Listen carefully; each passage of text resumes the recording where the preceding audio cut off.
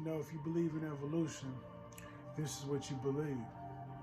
You know, a lot of people don't even know what they believe, and they have to be told what they believe because they don't really know the ins and outs of the things that they claim to believe or they claim to understand. But Charles Darwin is the one that came up with this theory of evolution. And this theory says that, you know, we came from fish all the way to man. So if somebody was to tell you today that a fish could turn into a man, you would think they were crazy, or you would tell them there's no possible way it could happen. But then they add in, oh no, just give it millions of years, then it can happen. Then all of a sudden you believe it. It's just as crazy as it was the first time you heard it. Adding the millions of years is some kind of magical formula or something. It just doesn't work that way. There's boundaries in the changes that people go through, or that any animal goes through. When we look at Darwin's finches, we can see changes in the beak sizes. In some kind of way, they say that this is evidence for evolution, but this is still birds that are still birds. They don't change from birds. This is not evolution. There are boundaries in the genome of these animals that will keep them in the same kind. But, you know, the scary thing is that if evolution is true, then that means people that are of African descent, people that have darker skin, are just one notch away from being monkeys. This is what Darwin taught. He taught that black people were less evolved and not as smart as people that were Caucasian. And he also made a prediction that later on in life that all the black people would go to extinct.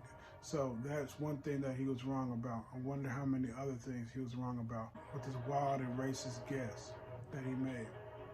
So his theory has been proven wrong in many areas. He also didn't think well of women at all either. He didn't think of women as much evolved either. He actually referred to women as just large children. So he just looked at them as weak and inferior to men in every single aspect of life. You know, when it comes to a racist religion, a lot of people like to give this to Christianity. They like to say Christianity is some kind of white man's religion or racist religion.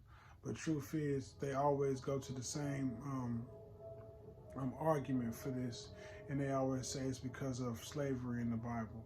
And then when we go in the Bible, when we look at the kind of slavery that was going on, it's not the same kind of racist slavery that we saw here in America. This was indentured servitude. This was people that a lot of these times had chose to be slaves. And a good example was Jacob. Jacob met Rachel's father, and he wanted to marry her. He didn't have any money. He didn't have anything that he could offer. So what he did was he became a slave for 7 years and worked for him. And then he got Rachel as a wife. There are many people in the Bible that were slaves because they were in debt. And in order to pay off their debt, they had to become slaves. And it was for a limited time, and it had nothing to do with the race of the people or any kind of hatred or anything like that. These were for, you know, completely different reasons. These were for financial reasons. And if anything, there was also, you know, slavery for people of war. So if there was a war, one nation took over another, and there were any, you know, people captive left from the other nation, then they would take them slaves. You know, and this is just what happens when you're going to war. You know, and this still happens today. So it's a completely different kind of slavery. It had nothing to do with racism or anything like that. So the true racist religion is not Christianity, it's evolution. Because evolution is a religion.